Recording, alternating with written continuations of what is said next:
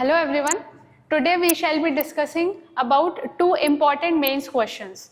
So our first question is from GS paper 1 related to the topic salient aspects of art form and architecture. So let's move towards the question. So our question is, discuss the significance of Vijayanagar Empire in shaping India's architectural history. So before going into that, how should we answer? Let us go through the main keywords and the directive of this question. So our directive is discuss.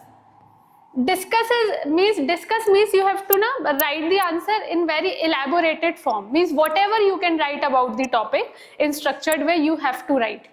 And the second is you have to write the significance of this empire's architecture in India's architectural history. So no, see, what does the word significance mean? Significance, importance of anything. So we should be knowing that what it does not mean. In this answer, you don't have to write about the architectural features of Vijayanagar Empire. Instead, you have to write their importance, means what importance it has in India's architectural history. Okay, and so one keyword is significance, and of which empire you have to write? You have to write about Vijayanagar Empire. Okay, so let's start our answer.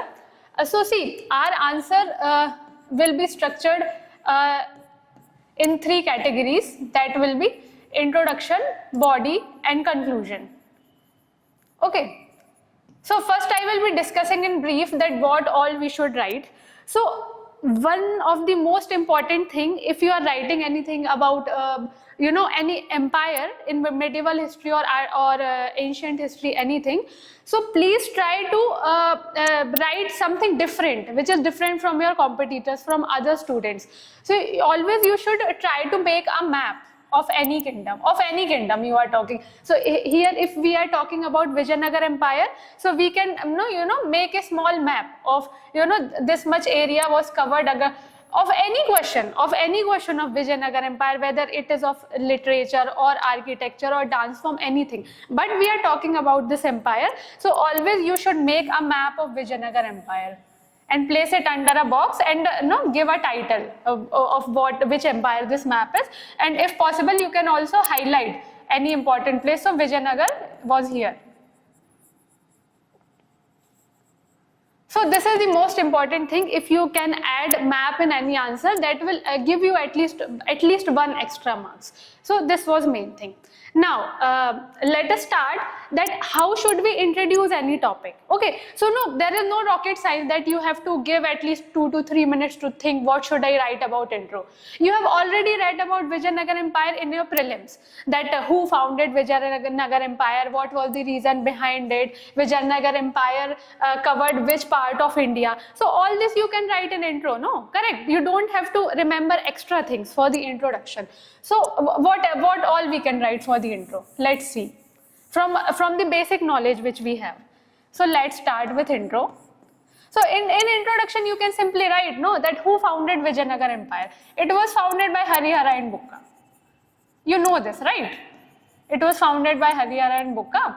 And also you can write a basic timeline that Vijayanagar Empire flourished in South India from around 14th century to 17th century. Okay, and now come to the how you can address the question. So after writing these two lines, that who founded Vijayanagar Empire and the timeline in which the empire was present, and now the architecture of this kingdom played an important part in Indian architectural history, which we will be seeing now. So this is the basic intro. We can introduce our answer in this way. Okay, now let's come to a body. Let's come to our body. So see, we have already discussed that the main answer is not about what are the features. The main answer is what are the importance of those features in India's architectural history. So I think you all must make this a thumb rule that if you are asked about the architecture of any of the kingdom, these 4 or 5 points must be written. So see, the points we will conclude the conclusion through common sense only. If I will ask you about the architecture, that describe the architecture of any kingdom. So what is the first point which should come in your mind? That what is the first point we should write? So first point we must be writing that which style was followed in the architecture. Okay. So first, in any architecture, we will discuss about the style, which type of style, either it was Nagara style, Dravidian style, which type of style was followed. Second, always we shall be discussing what was the theme, means on which basis the architecture was made. So we shall discuss about the theme.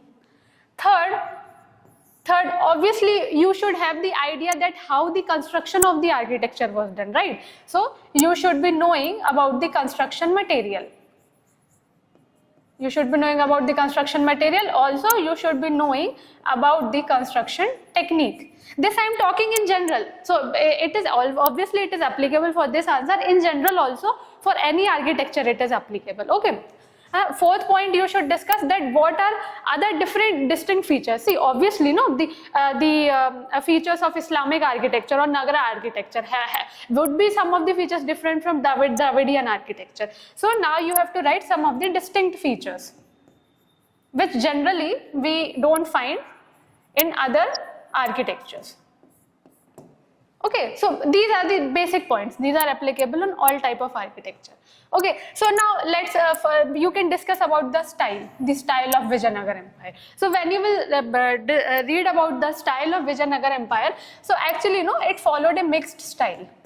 It follows a mixed style. So it was a mix of various forms, like it was mix of Dravidian form also, it was mix of Islamic architecture also, it was mix of Hoysala architecture also. So you can elaborate on this, that the style which was followed was not a particular but blend of all these styles. Now second comes to theme, that which theme was followed. Okay, so see, basically you can discuss about two themes here. So you can discuss about religious themes also, and you can discuss about secular themes also. And see, if you have to get good marks for these kind of answers, you have to always substantiate your answer. That for example, if you are writing that no, the architecture was based on religious themes, so you have to give the example. So various examples are present. For example, you can write the example of Virupaksha temple, religious theme. And if you have to write about the secular themes, secular not, so what are the example of secular themes? You can give the example of Lotus Mahal. So these are some of the examples of secular theme. Now, third point is what kind of construction material was used. So basically, you know, the slabs of granite were used in the construction of all the monuments, generally in Vijayanagara Empire. So you can mention granite here. You can mention granite here. Okay. And the construction technique, basically, you know, when you will write this construction technique, you can highlight it in a box, because this type of technique is not followed, was not followed everywhere in India. So generally, no, in this construction technique, no mortar agent was used. Means no binding agent was used. Means the granite slabs were wedged one over the other and they were interlocked. So no other mortar agent was used. So you can write this. Now we have to discuss some of the distinct features. Every type of architecture has distinct features. So no distinct features, you must have heard about Kalyan Mandapams. Kalyan Mandapams.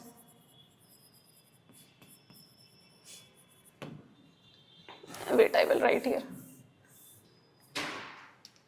You can discuss about Kalyan Mandapams. You don't need to elaborate what are these features, just in the small bracket you can write, no, they were known for a very auspicious ceremonies, Kalyan Mandapams, or also you can discuss about Amman shrines. You can also write in a description of Amman shrines, that what are these Amman shrines. So no, these are some of the important keywords related to particular empire. You won't be hearing the term Amman shrines or Kalyan Mandapams in other empire. So these words have to be highlighted in answer related to particular empire. Okay, so we discussed those features, and one of the most important feature of Vijayanagara Empire was the massiveness of monuments. Means the monuments, no, were so massive, so high. For example, you can discuss about the Gopuram, or very long, very large Gopurams were called Raya Gopurams. Raya Gopurams. You can give example, again you can give example of Virupaksh temple.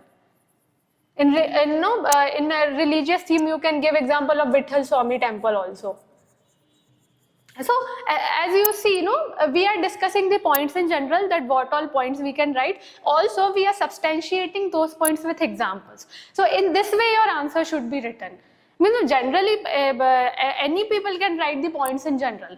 That some construction technique was used, some construction material was used, temples were there, secular themes were there. But you have to substantiate, you have to give the examples, no? So in this way, we discussed our body part. Now let's come to the conclusion. So see, conclusion.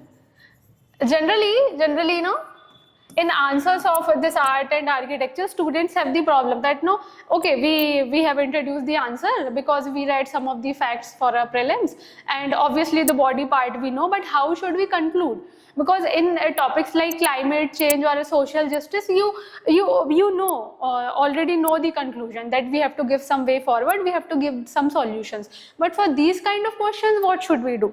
So generally you can follow this thing, that if you are writing answer for this history, art and culture, you can write about the legacy, or what is the present context, or how this thing can be related to present. So for example, you can write legacy of this empire. What is the legacy of Vijayanagar Empire at present? So it is the monuments at Hampi. Monuments in Hampi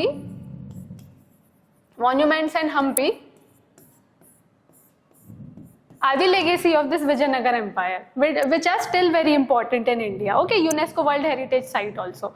So you can write here, you can mention UNESCO World Heritage Site also. And you can also mention your conclusion related to your introduction. That so this was the significance of Vijayanagar Empire, this was the legacy of Vijayanagar Empire, and which combined the features of various architecture, and this was the role of Vijayanagar Empire in shaping India's architectural history. So you don't need to create, you don't need to remember everything, you can create the answer by the basic facts, Okay, so this was our first question.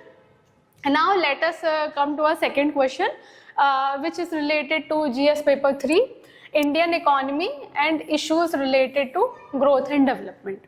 Okay. So let's read the question.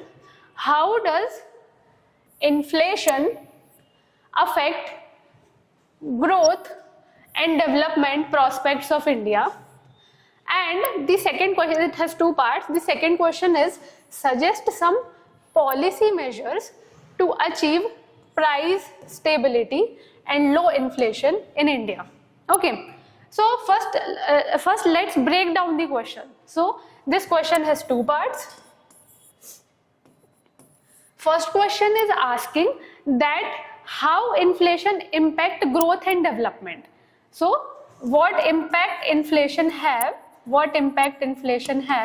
on growth and development of India. Okay, and second question is, we have to suggest some policy measures. We have to suggest some policy measures to achieve price stability and low inflation. Price stability plus low inflation. Okay, so these are the two questions. Now let us discuss the first. Now let us discuss the first part of our question. So what does the first part says? We have to discuss the impact of inflation. Okay. We have to discuss the impact of inflation. So when we are talking about inflation, impact of inflation, so we have to introduce this topic first, no? So here also you don't need to remember each and every important fact, that what is the inflation. So means what are the figures for inflation at present. You again just define this topic, define the word inflation, that what is inflation. So what is inflation?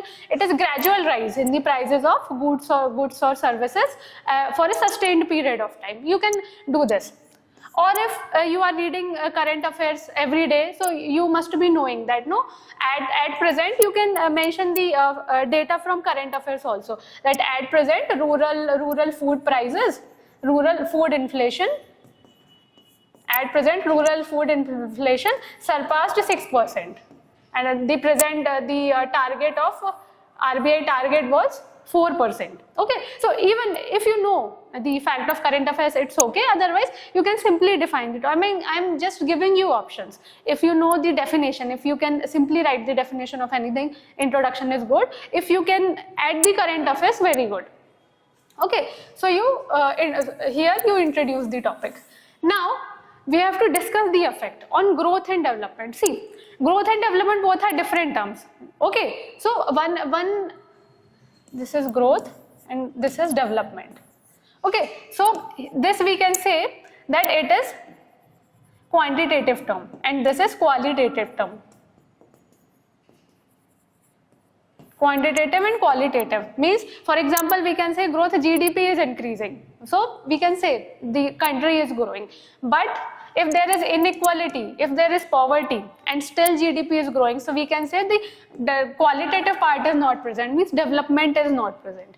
So basically we have to discuss the impact on inflation on both qualitative and quantitative aspects. Okay, so now let's discuss. So when we are talking about inflation, so we have to discuss the impacts of both, of low inflation also and of high inflation also. Okay, of low inflation also and of high inflation also. What are the impacts? Okay, so let's first discuss about the impacts of low inflation. So see, the points can be very logical. Just you have to substantiate those with current affairs or some of the examples. So when we are discussing about low inflation, so what will happen if the inflation is low? So see, if the inflation is low, your purchasing power will be good, no? Because if the prices of the goods are less, so your purchasing power is high. So one of the positive impact is the purchasing power will be high. The purchasing power will be high. If the purchasing power will be high, your standard of living will be high. Obviously, if you can purchase the essential things and more things, your standard of living will be high. Okay, so standard of living will be high. If the inflation is less, the interest rates will be less, means the banks can easily give you loan. So loan access will be easy. Loan access will be easy, means the interest rates will be less. And imagine if the interest rates are less, so people can easily borrow money, they can easily get the credit for the infrastructure development or for agriculture or anything. So this can lead to investment. So these are some of the positives of inflation. So this includes both growth and development, both, no? Because if it is increasing your standard of living, if it is increasing your purchasing power, if you are able to get loan, so it is addressing both qualitative and quantitative aspects. So right now we have discussed the positive impacts of low inflation, but no, if you are writing an answer, no, you have to analyze that whole topic. So you can write some of the negative aspects also, that what are the negative aspects of low inflation.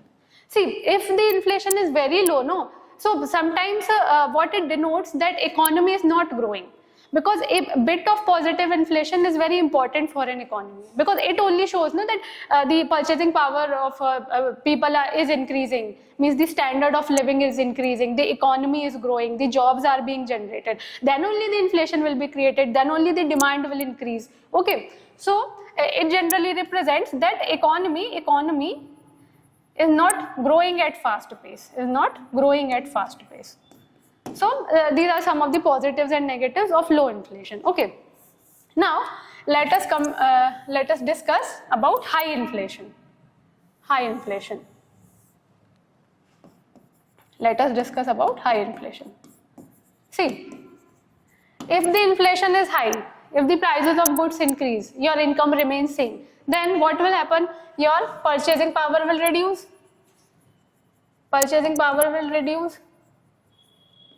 For example, at present, if you are able to purchase 1 kg of apples for rupees 200, and after inflation, rupees 200, after inflation, you won't be getting 1 kg, you would be getting less than 1 kg. So what does it denote? It denotes the reduction in purchasing power. So if purchasing power is reduced, obviously your standard of living will decrease. Obviously your standard of living will decrease. Okay. If the purchasing power is, if the inflation is very high, the banks will not give you loans easily because the interest rates will rise. Why interest rates will rise? Because obviously demand will increase. So banks will increase the interest rates. If the interest rates are high, you cannot get loan easily. If you cannot get loan easily, people cannot invest easily. And if the investment is not done, so see, here investment is also reducing, and here if purchasing power is reducing, so consumption is also reducing. So investment is also reducing, consumption is also reducing, so how the economy will grow? Because obviously economy, especially Indian economy, is consumption based economy. It depends about the demand of the people. So if the people are not able to purchase anything, if the people are not able to demand anything, so how the economy will grow?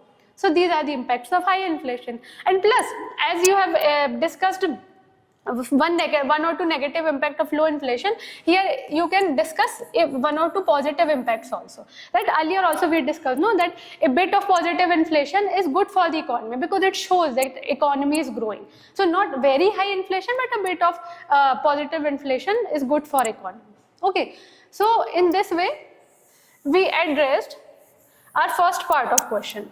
What was the first part? We discussed about the impact of inflation on quantitative and qualitative terms, okay, on growth and development prospects of India. So whatever points we discussed, you can substantiate those points with examples. We just discuss a general answer. So now we come to second part, suggest some policy measures to achieve price stability and low inflation in India. Okay, so see, whenever in any answer of economy you are asked about the policy measures or suggestion, you should divide your answer between two things, because generally main two entities have impact on economy, that is the central bank of any country and government of any country. Policy measures of these two entities only impact the country. So from RBI we can discuss about the monetary policy, and for government we can discuss about the fiscal policy. And you have to elaborate on this only, because these both entities will take any measure, any policy measure. Okay, so if we are discussing about RBI, so you can discuss about many things about monetary policy, that RBI has fixed inflation target of 4% plus minus 2%, and RBI is taking a variety of measures. RBI is using various tools like repo, reverse repo, okay, and various other tools to absorb or inject liquidity in the market, like open market operations. So see, you are being asked to suggest some of the policy measures. So the policy measures which are already taken, so you can write on these lines. Central Bank of India, RBI can take such and such measures. For example, if RBI is increasing the repo rate or decreasing the repo rate or anything, so RBI have to intervene at correct time. Okay, so in this manner you can write your answer. If you are writing about the fiscal policy, the policies of government, so you can write on these lines. For example, you can discuss about FRBM Act. The government enacted FRBM Act to introduce fiscal discipline. Also, you can see one way is this. You can discuss about the measures of these two entities if you are asked to suggest the measures. Second thing is, I am discussing this in general, not only related to this answer. If you are asked to suggest the measures, to improve the economy or any answer related to economy, so you can divide your answer in this way also. This is supply side and this is demand side. Okay. So you are being asked about the inflation. So what is inflation? How inflation comes? Inflation can come if the demand increase or if the supply decreases. In both ways, inflation comes. So if you are asked about the policy measures, discuss about the measures to manage these two things. If you are asked to discuss about the supply, so what government can do to increase the supply of things? Things can be, it can be food grains, it can be infrastructure, it can be oil, or it can be anything, supply of anything. So for example, if government has to manage the inflation in food grains, so government can take some policy measures. For example, government has taken Pradhan Mantri Krishi Sinchai Yojana. This is one of the scheme. So here, if the irrigation facilities can be increased, food production can be increased, and as a result, supply can be easily increased. As a result, inflation can come down. So government can take some of the policy measures on these lines. Okay, for example, what we can say. If there is issue of distribution in food grains, so government has introduced one scheme, that is public distribution scheme, so that there is no roadblock for the in the access of food grains to general population. So in this manner you can discuss various supply schemes. Also government has introduced various infrastructural schemes. For example, National Infrastructure Pipeline. So if the infrastructure is properly created, if the buildings, if the roads are properly created, then your business can run easily. If any business or factory can run easily, the goods can easily deliver to the market, and hence the inflation can be reduced. So these can be some of the supply side measures. If we are talking about demand side, so for demand, what? We are the people, no? So we have to demand. So if we have to demand, we must have the purchasing power. How we can have purchasing power? We can have purchasing power if we have more money. How we can have more money? If we have the required skills. If we have the required skills, if we have a decent job, so that we can earn money and we can demand things.